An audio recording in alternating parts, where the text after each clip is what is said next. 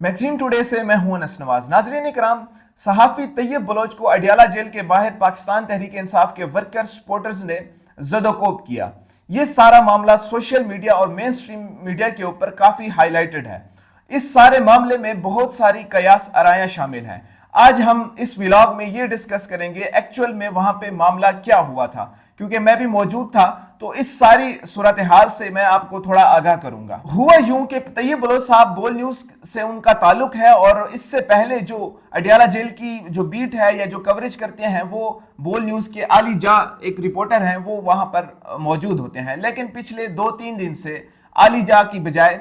Tayyab Bloch साहब जो है वहां डेली बेसिस के ऊपर आते हैं। तो तैयब बलोच साहब ने कुछ दिन कबल अलीमा खान साहब से जो है अलीमा खानम साहबा से सवाल किया कि आपकी जो अमेरिका में जो जायदादें हैं वो कहाँ से आई हैं। तो इस पर काफ़ी ज़्यादा एक बदतमीज़ी वाला माहौल पैदा हुआ और सोशल मीडिया के ऊपर ये बात चल पड़ी, और ख़ास तौर पे ट्विटर जो कि एक्स है उस पर तैयब बलोच के खिलाफ काफ़ी ज़्यादा जो है इल्ज़ामात लगाए गए और उनको जो है तनकीद का निशाना भी बनाया गया, जो कि पाकिस्तान तहरीक इंसाफ के वर्कर और सपोर्टर्स थे। जब अगले दिन मखान साहिबा प्रेस कॉन्फ्रेंस करने के लिए अडियाला जेल के बाहर पहुंची तो वो जो है मामला थोड़ा सा गड़बड़ हो गया। तो आज हम इस मामले पर थोड़ी सी तफसीली गुफ्तगू करते हैं कि एक्चुअल में हुआ क्या था।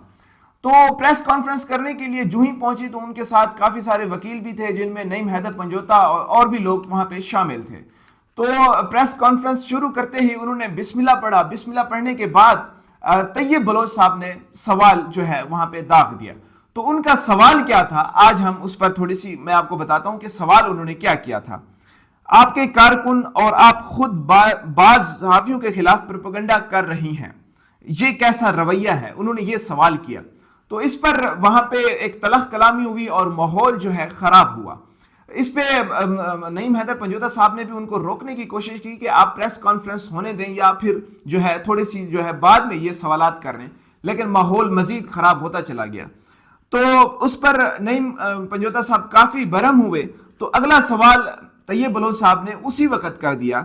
आप किस तरह सहाफियों के खिलाफ मुनज़्ज़म मुहिम चला सकती हैं, आपकी हैसियत क्या है, आपकी औकात क्या है, ये सवाल उन्होंने दाग दिया। तो इस पर नईम हैदर पंजोता साहब ने फौरन उनको बगैरत जैसे अल्फाज से भी जो है नवाजा और वहां पे माहौल बिगड़ गया।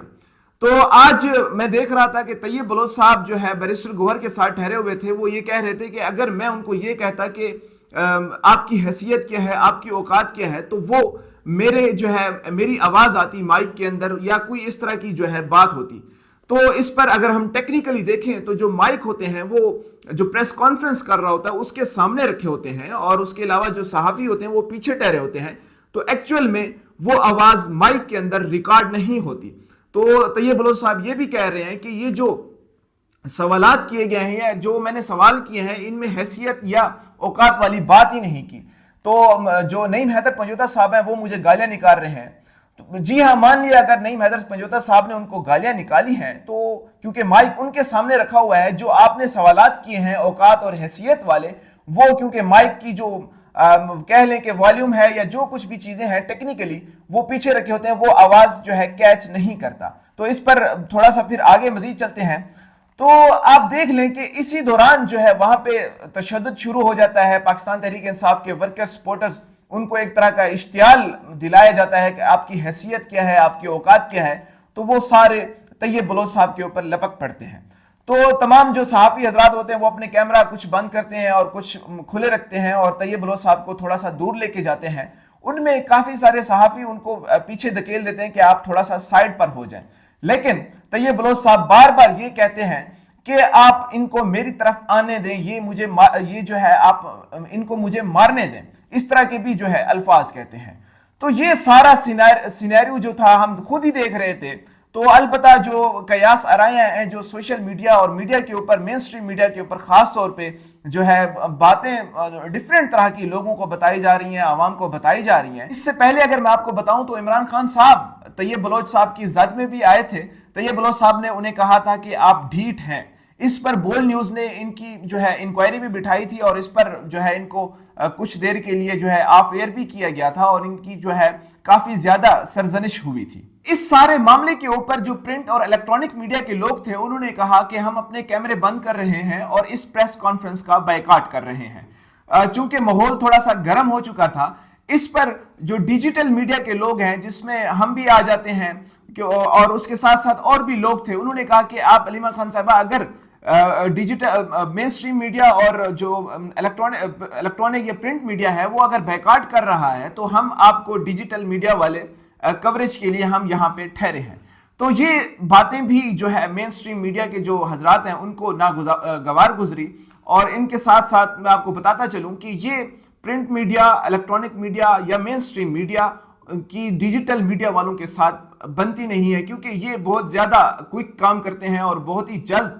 پرنٹ اور الیکٹرانک میڈیا سے پہلے یہ خبریں اور پریس کانفرنسز کور کر کے فوراً اپنے سوشل میڈیا اکاؤنٹس کے اوپر بھی لگا دیتے ہیں۔ آپ سب نے دیکھا ہوگا کہ پریس کانفرنس کرنے کے بعد ہی سوالات کیے جاتے ہیں، لیکن طیب بلوچ صاحب نے پریس کانفرنس کو ٹوکتے ہوئے جو ہی پریس کانفرنس شروع ہوئی انہوں نے اپنے سوالات وہاں پہ داغ دیے، تو جو ردھم تھا، جو ایس او پیز تھے وہ سارے خراب ہو گئے، وہاں پہ تشدد کا معاملہ ہوا۔ کیا آیا کہ کوئی صحافی اس طرح سے کرتا ہے؟ یہ ایک سوال بھی اٹھتا ہے۔ پھر اگلے دن یہ ہوا کہ ہم نے دیکھا کہ علیمہ خان صاحبہ، نعیم حیدر پنجوتا اور ساتھ 40 افراد جو پاکستان تحریک انصاف کے کارکنان تھے، ورکرز تھے، ان کے اوپر ایک مقدمہ درج کیا گیا جو کہ طیب بلوچ صاحب کی مدیت میں تھا، اور ان میں کچھ دہشت گردی کی بھی دفعات لگائی گئی، اور اس پر ہم نے دیکھا کہ پاکستان تحریک انصاف کے پنڈی کے جو ورکرز تھے ان کو گرفتار بھی کیا گیا اور ان کو اس مقدمے کے تحت گرفتار کیا گیا۔ تو اب یہ سارا سینیریو چل رہا ہے۔ تو اب ہم جب اگلے دن دوبارہ جب گئے تو وہاں پہ ہمیں معلوم ہوتا ہے کہ جو مین سٹریم میڈیا ہے، جو ہی علیمہ خان صاحبہ وہاں پہ پہنچی تو ڈیجیٹل میڈیا کے لوگ جو تھے، جو ورک کر رہے ہوتے ہیں، جو کہ جن کو کوئی تحفظ حاصل نہیں ہوتا، جو ہی انہوں نے اپنے موبائل نکالے علیمہ خان صاحبہ کی کوریج کے لیے، جو کہ گاڑی سے اتری، تو وہاں پہ کچھ نامعلوم افراد لوگ جو ہے وہاں پہ پہنچے اور انہوں نے ان کے موبائل فون ضبط کر لیے، اور کن کے کہنے کے اوپر وہ مین سٹریم میڈیا کے جو لوگ تھے، جو کیمرہ مین تھے یا کچھ اور لوگ تھے، انہوں نے کہا کہ یہ لوگ ڈیجیٹل میڈیا کے اندر کام کرتے ہیں، اور انہوں نے ان کی جو ہے ایک شکایت لگائی اور وہاں سے ان تمام کے جو ہے کیمرے اور موبائل بھی چھین لیے گئے، اور کچھ صحافیوں میں جن میں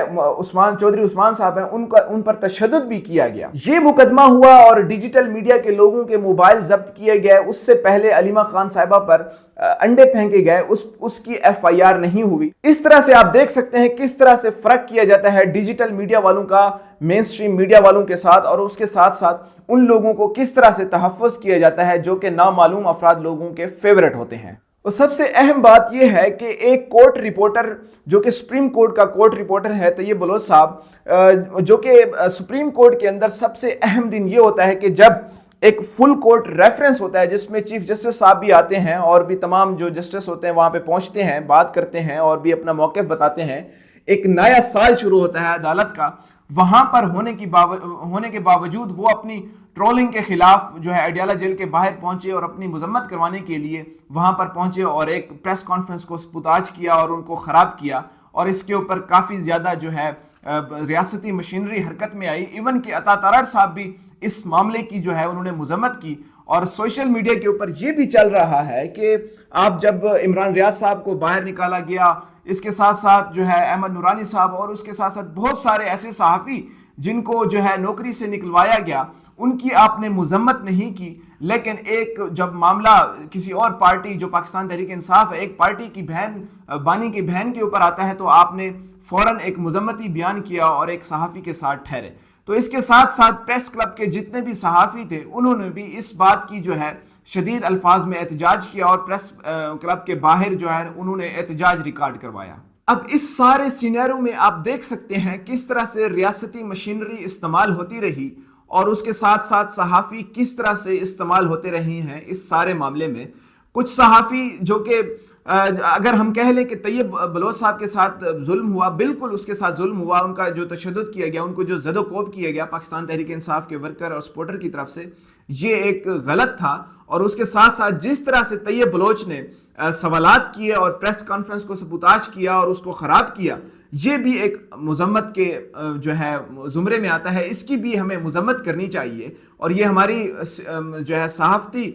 بدنیتی ہوگی اگر ہم اس سارے معاملے کی جو ہے مذمت نہیں کریں گے. تو میں پرسنلی بھی اس چیز کی مذمت کرتا ہوں کہ طیب بلوچ صاحب نے ایک غلط کیا کہ پریس کانفرنس کے دوران ہی انہوں نے سوال جو ہے اپنے داغ دیے اور اپنی جو ہے ساری پریس کانفرنس کو خراب کیا، اور اس سارا معاملہ جو ہے مین سٹریم میڈیا کے اوپر آیا. اور ایون